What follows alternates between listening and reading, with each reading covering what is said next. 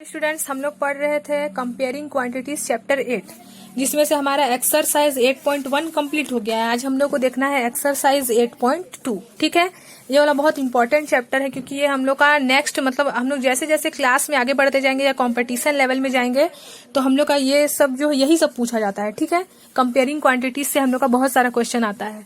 तो हम लोग देख लेते हैं exercise 8.2। A man got at 10% increase in his salary if his new salary is 1,54,000 find the original salary।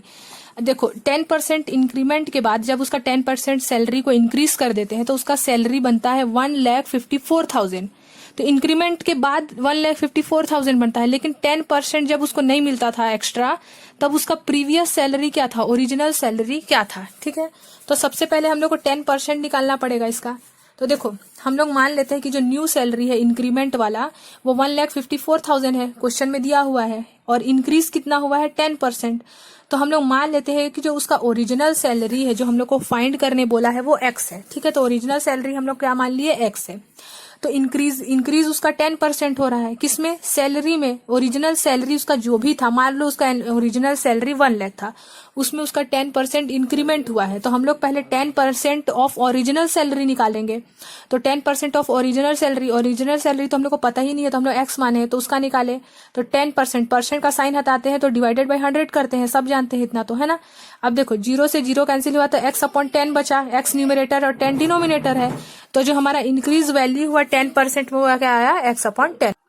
देखो अब उसके बाद हम लोग क्या करेंगे, हम लोग को न्यू इंक्रीज सैलरी तो पता है, इंक्रीज जो हुआ है उसका सैलरी में वो 1,54,000 हुआ है 10% के इंक्रीमेंट के बाद, लेकिन हम लोग को प्रीवियस सैलरी निकालना है। तो इंक्रीज वैल्यू ऑफ 10% जो हमारा निकला वो x/10 निकला है अभी, और ओरिजिनल सैलरी तो हम लोग x माने जो कि हम लोग को फाइंड करना है। ठीक है, तो अब हम लोग क्या किया है, नीचे में ले लिया अपॉन में 1, 10 और 1 का एलसीएम 10 हो गया, 10 से 10 डिवाइड हुआ तो 1 आया, तो 1x हुआ यहाँ पास। फिर वैसे ही 1 को 10 से डिवाइड करेंगे तो 10 आएगा, और 10 को x से मल्टीप्लाई करेंगे तो 10x, तो 10x प्लस 1 11x आ जाएगा। ठीक है, ठीक है, अब इसी को मैं यहाँ लिख दी हूँ 11x/10। अब देखो हम लोग को निकालना क्या है, x क्यों निकालना है, क्योंकि x ही तो हम लोग ओरिजिनल सैलरी माने हैं। अब देखो हम लोग क्या किए, 11x को यही छोड़ दिए। अब ट्रांसफर करेंगे तो 11 नीचे आ जाएगा, 10 ऊपर चले जाएगा, क्योंकि 10 डिवाइड में है और 11 मल्टीप्लाई में, तो मल्टीप्लाई वाला डिवाइड में आ गया, डिवाइड वाला मल्टीप्लाई में आ गया। अब इन दोनों को मल्टीप्लाई करके 11 से डिवाइड करेंगे तो हमारा आंसर आ जाएगा 1,40,000। ठीक है, यानी कि जो उसका ओरिजिनल सैलरी था जब उसको 10% का इंक्रीमेंट नहीं मिलता था, जब उसको 10% ज्यादा पैसा नहीं मिलता था, तब उसका सैलरी था 1,40,000, और जब उसका 10% इंक्रीमेंट हो गया तब उसका सैलरी था 1,54,000।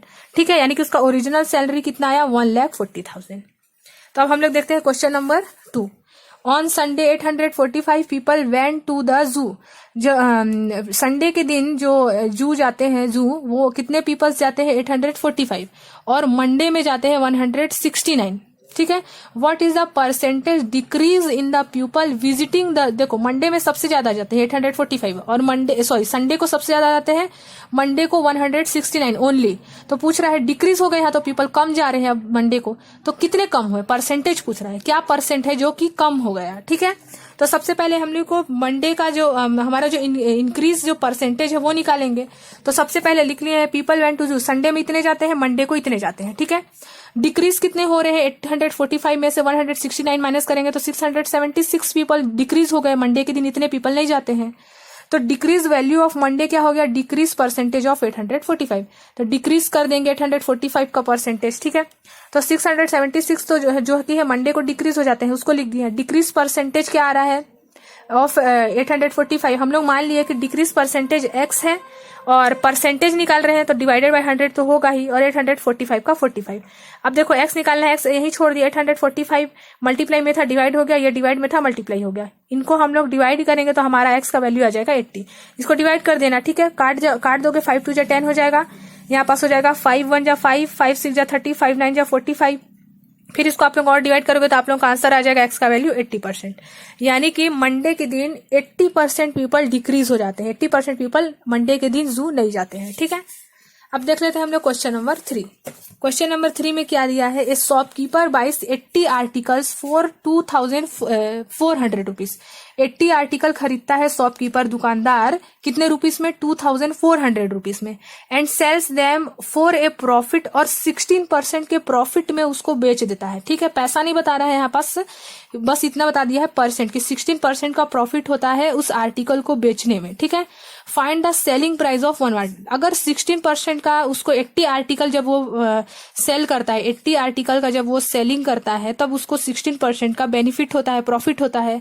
तो वन आर्टिकल का सेलिंग प्राइस पूछा है। ठीक है, सीपी बता दिया है, कॉस्ट प्राइस बता दिया है, हम लोग को सेलिंग प्राइस फाइंड करना है वन आर्टिकल का।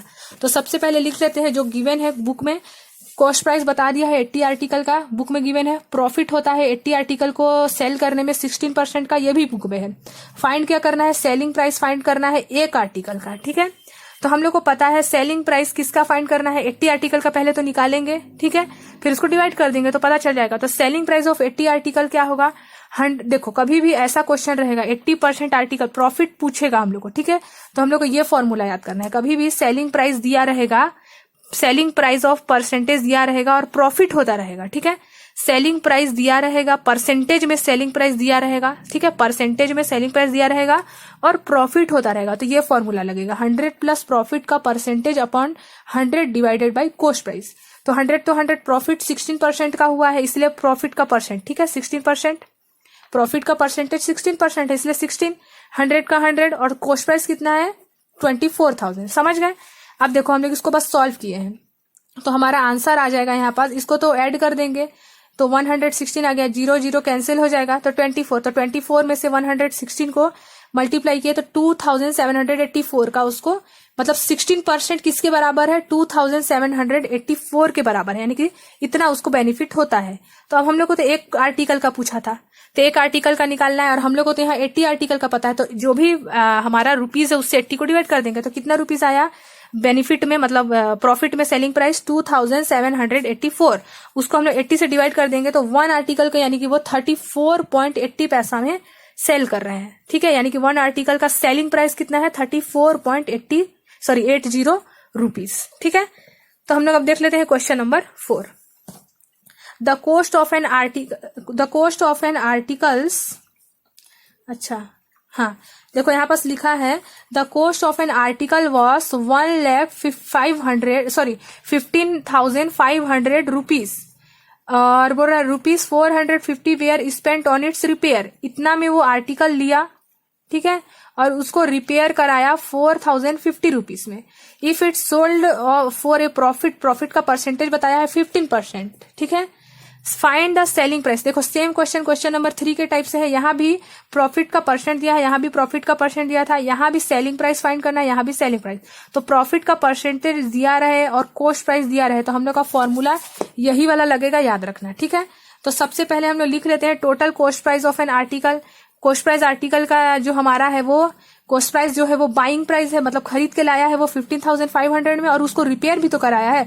तो आप लोग कुछ सामान खरीदते हो और उसको रिपेयर कराते हो तो उसको भी ऐड करते हो, तो तब आप लोग उसको कॉस्ट प्राइस मानोगे। तो वैसे ही बाइक खरीद के लाया 15,500 में, लेकिन उसको फिर से वो रिपेयर कराया तो उसमें उसको एक्स्ट्रा पैसा 450 रुपीज लगा, तब उसका टोटल कॉस्ट प्राइस कितना हुआ ऐड करने पे 15,950। अब ये है original cost price of article. ठीक है, अब सेलिंग प्राइस तो हम लोग को फाइंड करना है, प्रॉफिट पता है कि 15, प्रॉफिट तो हो ही रहा है उसको 15% का। जब पता रहे कि हम लोग को प्रॉफिट हो ही रहा है तब के सिचुएशन में ये वाला फॉर्मूला लगता है, जैसे हम लोग क्वेश्चन नंबर 3 में लगाए थे। ठीक है, तो देखो सेलिंग प्राइस लिख लिए 100 plus profit percent upon 100 into cost price. याद रखना ये वाला फॉर्मूला बहुत इंपॉर्टेंट है। ठीक है, 100 plus profit percentage divided by 100 into cost price. तो 100 का 100 प्रॉफिट का परसेंट 15 है इसलिए 15 लिख दिए, 100 का 100 कॉस्ट प्राइस कितना निकाले 15,950 रुपीज। अब इसको सॉल्व जब हम लोग कर देंगे 100 प्लस इसको कर दिए और यहाँ पर हम लोग इसको सॉल्व करेंगे तो हमारा आंसर आएगा 18,340.5 रुपीज। ठीक है, तो selling price of an article कितना आ रहा है, यानी कि वो खरीद के लाया है, कॉस्ट प्राइस है 15,950 रुपीज और सेलिंग प्राइस उसका आ रहा है 18,342.50 रुपीज, इसीलिए उसको 15% का प्रॉफिट हो रहा है। अब हम लोग को बस इतना ही पूछा था, हम लोग को जैसे हम लोग को क्वेश्चन नंबर 3 में पूछा था वन आर्टिकल का प्राइस, उसमें वैसा इसमें नहीं पूछा है, तो हम लोग को बस यहीं तक करके छोड़ देना है। ठीक है, अब देख लेते हैं हम लोग क्वेश्चन नंबर 5। क्वेश्चन नंबर 5 में क्या दिया है, a VCR and TV were bought for 8,000 each, the shopkeeper made loss, अभी लॉस हो रहा है उसको 4% का, ठीक है। 80,000 में वो टीवी खरीद के लाया था, एक टीवी 8,000 में खरीद के लाया था और उसको 4% का लॉस हो रहा है, ठीक है। VCR एंड प्रॉफिट हो रहा है 8% ऑन टीवी, VCR में उसको लॉस हो रहा है 4% का, ठीक है, नहीं सॉरी, टीवी में लॉस हो रहा है 4% का और VCR में प्रॉफिट हो रहा है 8% का, ठीक है। फाइंड द रुको एक मिनट, लॉस ऑफ 4% लॉस हो रहा है उसको VCR में और टीवी में लॉस हो रहा है उसको, टीवी में बेनिफिट हो रहा है, प्रॉफिट हो रहा है 8% का। फाइंड द गेन और loss percentage on the whole transaction, तो VCR में उसको लॉस हुआ और टीवी में प्रॉफिट हुआ, तो दोनों को गेन मतलब कि प्रॉफिट, लॉस मतलब तो लॉस, तो ये फाइंड करना है। और हम लोग को इतना पता है कि VCR एंड टीवी को वो टोटल जो खरीद के लाया है, टोटल कॉस्ट प्राइस है वो 8,000 है, ठीक है, VCR और टीवी दोनों का। तो पहले तो जो क्वेश्चन में दिया है वो लिख लेते हैं। तो फर्स्ट केस में VCR का बता दिया है, कॉस्ट प्राइस है 8,000 और लॉस हो रहा है VCR में 4% का, तो सेलिंग प्राइस हम लोग को फाइंड करना है। अभी हम लोग सिर्फ VCR का बात कर रहे हैं, टीवी का बात नहीं कर रहे हैं, ठीक है। तो हम लोग को अगर लॉस होता है, अगर मैं बताई थी आप लोगों को जैसे इसमें कि अगर परसेंटेज दिया हुआ है लेकिन प्रॉफिट हो रहा है, प्रॉफिट का परसेंट दिया है और कॉस्ट प्राइस दिया है, तो ये वाला फॉर्मूला लग रहा था 100 plus profit percent upon 100 divided by cost price. लेकिन क्वेश्चन नंबर 5 में लॉस हो रहा है, तो जहां पास हम लोग प्लस प्रॉफिट परसेंट करते थे वहीं माइनस लॉस परसेंट कर देंगे, बाकी सब सेम है, ठीक है। बस यहाँ माइनस लॉस परसेंट, अगर प्रॉफिट होता तो प्लस प्रॉफिट परसेंट। तो हम लोग क्या निकाल रहे हैं, सेलिंग प्राइस 100 का 100, लॉस 4% का हो रहा है। अब इसको सॉल्व कर दिए, 0 से 0 कैंसिल कर दिए हैं, सॉरी 0 से 0 कैंसिल, 100 में से 4 माइनस 96 में से 80 को मल्टीप्लाई किए तो 7,680 रुपीज आता है, ठीक है। सेलिंग प्राइस क्या आया VCR का, 7,680 रुपीज, ठीक है। उसमें उसको 4% का लॉस हो रहा है। अब टीवी में तो उसको प्रॉफिट हुआ था, तो मैं बताई प्रॉफिट का परसेंट दिया रहेगा तो प्लस प्रॉफिट परसेंट, देखो वही चीज सेम फॉर्मूला है। ये सेकंड कंडीशन है टीवी का, टीवी भी वो 8,000 में ही लाया था लेकिन उसका प्रॉफिट कितना हो रहा है 8% का, तो प्रॉफिट 8% निकाले जब हम लोग तो 0 से 0 कैंसिल कर दिए, तो ये 108 को 80 से मल्टीप्लाई किए तो 8640 रुपीज आया सेलिंग प्राइस टीवी का। अब हम लोग जो होल ट्रांजेक्शन किए टीवी और VCR का, तो टोटल कॉस्ट प्राइस कितना आ रहा है, एक तो VCR का 8,000, टीवी का 8,000, तो टोटल तो 16,000 रुपीज उसका खर्च हुआ है। स्पेंड कितना हुआ उसका, टोटल कॉस्ट प्राइस टीवी और VCR का 16,000। अब टोटल सेलिंग प्राइस कितना आया उसका, खरीद के लाया वो 16,000 रुपीज में, ठीक है। अब उसको 4% का लॉस हुआ था VCR में, जिसका सेलिंग प्राइस हम लोग निकाले 7,680 रुपीज, और टीवी में उसको प्रॉफिट हुआ था 8% का, जस्ट डबल 8%, जितना 4% का लॉस हुआ उसका 8% इसको इधर फायदा हो गया, बेनिफिट मिला, ठीक है। तो उसका सेलिंग प्राइस कितना आया हमारा 8,640। दोनों का सेलिंग प्राइस ऐड किए VCR और टीवी का, तो कितना आया 16,320 रुपीज, यानी कि अभी भी उसको बेनिफिट ही मिल रहा है 320 रुपीज का, ठीक है। तो लिख देंगे we find profit on whole transaction, इन होल ट्रांजेक्शन में VCR और टीवी के जो ट्रांजेक्शन हो रहा है कॉस्ट प्राइस और सेलिंग प्राइस, तो उसमें हम लोग देखेंगे प्रॉफिट का परसेंट। प्रॉफिट का परसेंट कभी भी निकालना है तो हम लोग क्या कर देंगे, सेलिंग प्राइस को कॉस्ट प्राइस से माइनस कर देंगे। तो सेलिंग प्राइस कितना है 6,320 और कॉस्ट प्राइस कितना है 16,000, यानी कि 320 रुपीज का उसको क्या हुआ, फायदा हुआ। क्योंकि हम लोग को क्वेश्चन में परसेंट भी निकालने बोला था, इसीलिए हम लोग अब निकाल दे रहे हैं प्रॉफिट का परसेंट। जो प्रॉफिट मिला ना उसको 320 रुपीज, इसका परसेंट निकालेंगे। तो 320 का परसेंट कैसे निकालेंगे, 320 का 20, टोटल ट्रांजेक्शन 16,000 से डिवाइड करेंगे और 100 से मल्टीप्लाई, तो 0 से 0 कैंसिल हो जाएगा और इसको सॉल्व कर देंगे तो 16 2 जा 32, यानी कि 2% का उसको फायदा हो रहा है, ठीक है।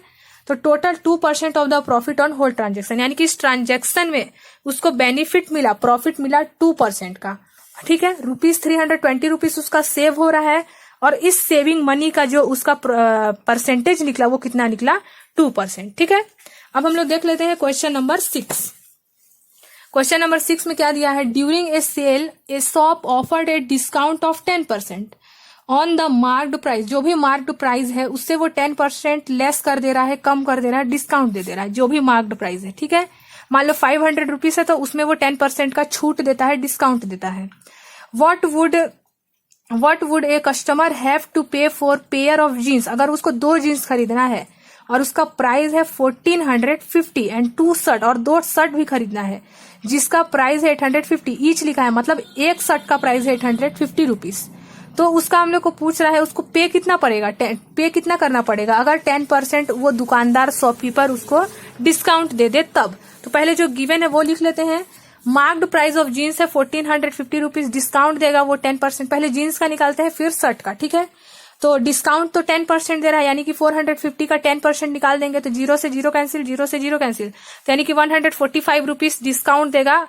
अगर मार्क्ड प्राइस है 1450 रुपीज जीन्स का, तो डिस्काउंट अगर 10% बोलता है शॉपकीपर, यानी कि आप लोगों को 145 रुपीज लेस कर देगा, कम कर देगा। तो सेलिंग प्राइस क्या हो जाएगा 10% डिस्काउंट के बाद उसका 14,050 रुपीज में से 1450 रुपीज में से 145 को माइनस करेंगे तो यानी कि आप लोगों को वो जीन्स दे देगा 1305 रुपीज में, ठीक है।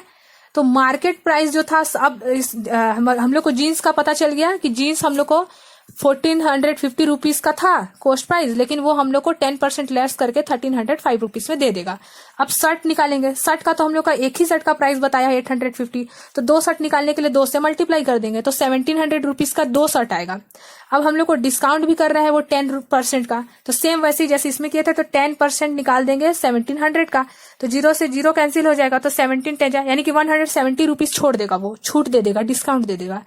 तो सेलिंग प्राइस कितना हो जाएगा, इसमें माइनस कर देंगे दोनों को, तो माइनस किए, ठीक है। तो क्या आया 1530 रुपीज, यानी कि 1530 रुपीज का हम लोग को 2 शर्ट मिल जाएगा। तो कस्टमर को कितना पे करना पड़ा, जीन्स का पे करना पड़ा उसको 1305 रुपीज और 2 शर्ट का पे करना पड़ा 1530 रुपीज, यानी कि टोटल दुकानदार को शॉपकीपर को कितना पे करना पड़ेगा 2830 रुपीज अगर 10% का छूट देता है, डिस्काउंट देता है तो, ठीक है। अब देख लेते हैं क्वेश्चन नंबर 7। देखो, a milk man sold 2 of his buffaloes for 20,000 each. एक बेफलो का वो प्राइस रखा है 20,000 rupees. On one he made a gain 5% and on the other loss.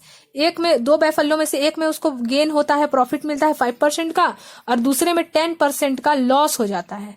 Find his overall gain और लॉस। अब उसको फाइंड करना है कि गेन हो रहा है कि लॉस हो रहा है, दोनों फाइंड करो बोल रहा है, और हिंट दे दिया है find cost price of each, और बोल दिया है हिंट में कि कॉस्ट प्राइस भी फाइंड करो दोनों का, कि कॉस्ट प्राइस कितना था, वो खरीद के कितने में लाया था 20,000 में, तो वो एक बेफल्लो को सेल कर रहा है, सेलिंग प्राइस रखा है 2 बेफल्लो का 20,000 रुपीज, एक बेफल्लो 20,000 में, लेकिन हम लोग को कॉस्ट प्राइस भी पूछा है और बता दिया है एक में 5% का गेन होता है, दूसरे में 10% का लॉस होता है, तो दोनों चीज हम लोग को निकालना है, ठीक है, और कॉस्ट प्राइस भी निकालना है।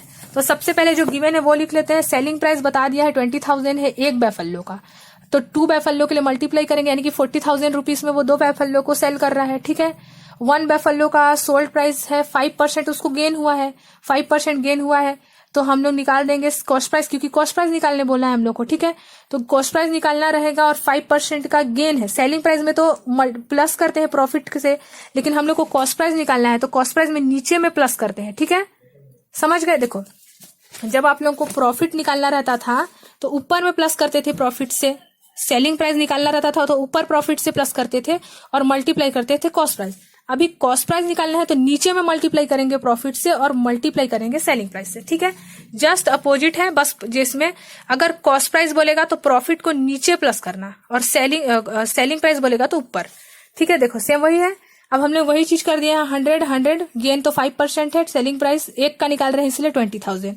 तो अब हम लोग इसको सॉल्व कर देंगे तो इतना आ जाएगा 100 इतना, फिर इसको मल्टीप्लाई करेंगे और 105 से डिवाइड कर देंगे तो इतना आ जाएगा, यानी कि 19,047.62 रुपीज उसका कॉस्ट प्राइस था। वो 20,000 में बेच रहा है लेकिन उसका कॉस्ट प्राइस कितना है 19,447 रुपीज, तभी तो उसको 5% का गेन हो रहा है, प्रॉफिट हो रहा है। अब जिसमें लेस हो रहा है उसको देख लेते हैं, सॉरी जिसमें लॉस हो रहा है उसको देख लेते हैं, ठीक है। तो 5% का ही लॉस हो रहा है, सॉरी 10% का लॉस हो रहा है यहाँ पास इसको, ठीक है। तो यहाँ जहां मैं 5 रखी वहां 10 रख देते हैं, 10% का लॉस हो रहा है, ठीक है। तो लॉस 10% का हुआ है तो 10 रख दिए हैं। अब 100 में से 10 माइनस करेंगे तो यहाँ 90 आ जाएगा। अब इसको सॉल्व कर देंगे, 0 से 0 कैंसिल हो जाएगा और इसको सॉल्व करेंगे तो आप लोगों का आंसर यहाँ आ जाएगा, ठीक है। तो जो भी आंसर आएगा उसको आप लोग इससे ऐड कर देना, क्योंकि मैं यहाँ 5% से की थी तो इसलिए गलत हो गया, यहाँ 10% रखना, ठीक है। तो 10 से करेंगे तो 100 में से 10 माइनस होगा तो 90 आएगा। इसको सॉल्व करोगे तो आप लोगों का कुछ और आंसर आएगा, ये आंसर नहीं आएगा, ठीक है। जो भी आंसर आएगा उसको इससे प्लस कर दोगे तो आप लोगों को टोटल कॉस्ट प्राइस पता चल जाएगा, ठीक है। अब देख लेते हैं हम लोग क्वेश्चन नंबर 8। सॉरी, यहाँ पर हम लोग सेलिंग प्राइस निकाल लिए हैं, उसके बाद आगे क्योंकि हम लोग को और भी पूछा है तो कॉस्ट प्राइस ज्यादा आ रहा है हम लोग का। यहाँ पास देखो कॉस्ट प्राइस ज्यादा आ रहा है, टोटल वो क्या रखा था, सेलिंग प्राइस कितना था उसका 40,000, लेकिन हम लोग का तो कॉस्ट प्राइस ज्यादा आ रहा है, यानी कि उसको लॉस हो रहा है। ठीक है, तो लॉस होता है तो हम लोग क्या करते हैं, सेलिंग प्राइस, कॉस्ट प्राइस में से सेलिंग प्राइस माइनस करते हैं। तो कॉस्ट प्राइस हम लोग का इतना है और सेलिंग प्राइस 40,000 था, यानी कि उसको लॉस हुआ है 100.25 रुपीज का। ठीक है, अब देख लेते हैं क्वेश्चन नंबर 8।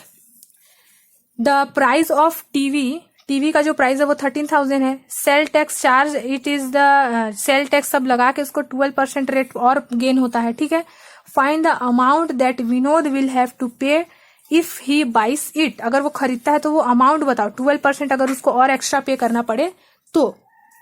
ठीक है, तो अगर हम लोग देख लेते हैं पहले जो गिवन है उसको, पहले तो बता दिया है कॉस्ट प्राइस टीवी का 13,000 है, सेलिंग प्राइस बोला है कि 12% उसको एक्स्ट्रा देना पड़ेगा टैक्स वैक्स मिला के, तो 12% निकाल दिए है 13,000 का, तो 0 से 0 कैंसिल कर दिए हैं और इसको मल्टीप्लाई किए हैं तो 1,056 रुपीज, सॉरी 1,560 रुपीज आ रहा है 12% 13,000 का।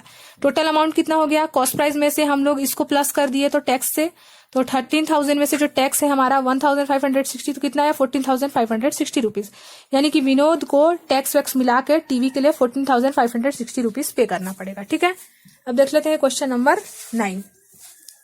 Arun bought a pair of skate at sale where the discount given was, discount मिल रहा है 20% का और अमाउंट जो है वो पे करना है उसको 1,600 rupees. Find the market price, तो डिस्काउंट तो इतना मिला और उसको पे करना पड़ा इतना, तो मार्केट प्राइस यानी कि कॉस्ट प्राइस क्या था 20%, तो वो दुकान वाला जो है शॉपकीपर वो कम कर दिया ना, तो ओरिजिनल प्राइस कितना था जो उसको 20% कम करा। ठीक है, कम करने के बाद उसको 1,600 रुपीज पे करना है, लेकिन अगर वो कम नहीं करता तो उसका प्राइस कितना था। ठीक है, तो सबसे पहले जो गिवन है लिख लिया, सेलिंग प्राइस गिवन था, डिस्काउंट गिवन था और मार्केट प्राइस, एमपी मतलब मार्केट प्राइस है ना, वही है, शॉर्ट फॉर्म में लिख दी हूँ। मार्केट प्राइस हम लोग ले लिए हैं 100 रुपीज। ठीक है, 100% के हिसाब से, तो सेलिंग प्राइस कितना हो गया, देखो 100% था यहाँ पास, मार्केट प्राइस तो 100% होगा, तो डिस्काउंट क्या है 20 का, यानी कि 80% उसका डिस्काउंट हो रहा है। ठीक है, बच कितना रहा है 80%, 20% डिस्काउंट करने के बाद, तो 80% क्या आ रहा है हम लोग का, अगर 1 मार्केट वैल्यू निकालते हैं तो 100 में से डिवाइड कर देंगे 80 का। ठीक है, तो 100 डिवाइडेड बाई 80% आ रहा है दोनों का, 100 डिवाइडेड बाई 80, इसलिए मार्केट वैल्यू 100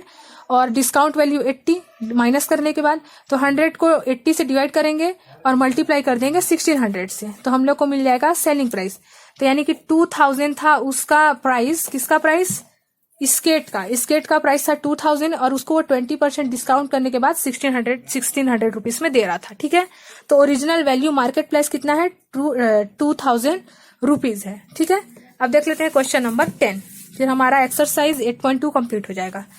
ए परचेस्ड ए हेयर ड्रायर का जो रुपीज है वो कितना है 5,400 रुपीज है, कॉस्ट प्राइस कितना है 5,400, इंक्लूडिंग 8% अगर उसमें वो मिलाता है टैक्स, है ना। फाइंड द प्राइस बिफोर, जैसे ये था ना question number 9, same to same question number 8 है, इसमें बस VAT लिख दिया है, इसका मतलब होता है टैक्स। ठीक है, तो find the price before tax was added, अगर टैक्स वो ऐड नहीं करता, जैसे इसमें मार्केट वैल्यू पूछा है, इसमें भी मार्केट वैल्यू ही पूछा है, जैसे इसमें डिस्काउंट किया था, अभी इसमें टैक्स को माइनस कर दो बोल रहा है। ठीक है, तो पहले तो लिख लेंगे हम लोग यहाँ पास हम लोग लिख देंगे जो भी मार्केट वैल्यू है, कॉस्ट प्राइस है वो लिख दिए।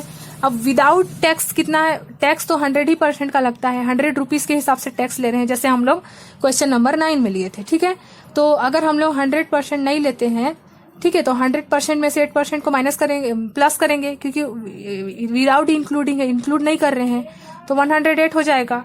व्हेन प्राइस इंक्लूडिंग, अब इंक्लूड करेंगे तो 108 है, ओरिजिनल प्राइस तो 100 है, तो हम लोग व्हेन प्राइस इंक्लूडिंग, अगर इंक्लूड करते हैं तो 1 रुपीज का निकाल रहे हैं, 1 रुपीज का क्या आ जाएगा, अगर ये 1 रुपीज का निकालेंगे तो 100 को डिवाइड कर देंगे 108 से, जैसे उसमें 1 स्केट का निकाले थे तो डिवाइड किए थे, वैसे इसमें भी 1 रुपीज का निकाल रहे हैं तो डिवाइड कर दिए। ठीक है, अब व्हेन प्राइस इंक्लूडिंग, अब इंक्लूड अगर करते हैं 5,100 रुपीज में से, तो दोनों को जैसे उसमें मल्टीप्लाई किए थे क्वेश्चन नंबर 9 में, वैसे ही 100 डिवाइडेड बाय 100 को 8 को मल्टीप्लाई कर देंगे 5,400 से, तो हमारा आंसर आ जाएगा 5,000। यानी कि अगर वो 8% का टैक्स नहीं चार्ज करता है तो उसको 5,000 रुपीज ही सिर्फ पे करना पड़ेगा, और अगर 8% टैक्स चार्ज करता है तो 5,400 रुपीज पे करना पड़ेगा। ठीक है, तो मार्केट वैल्यू कितना है उसका 5,000 रुपीज है विदाउट टैक्स। ठीक है, तो हमारा क्वेश्चन एक्सरसाइज 8.2 कंप्लीट हो गया है। अब हम लोग नेक्स्ट वीडियो में देखेंगे कंपाउंड इंटरेस्ट एक्सरसाइज 8.3। ठीक है, 8.3 देखना है, फिर हमारा चैप्टर कंप्लीट हो जाएगा। उसके बाद हम लोग देखेंगे chapter 9 algebraic expression and identities. तो प्लेलिस्ट में मैं डाल दूंगी, ठीक है। और एक्सरसाइज 8.1 जो मैं पढ़ा चुकी हूँ उसका लिंक भी डाल दूंगी डिस्क्रिप्शन बॉक्स में, तो अगर नहीं देखे होगे तो आप लोग देख सकते हो, ठीक है।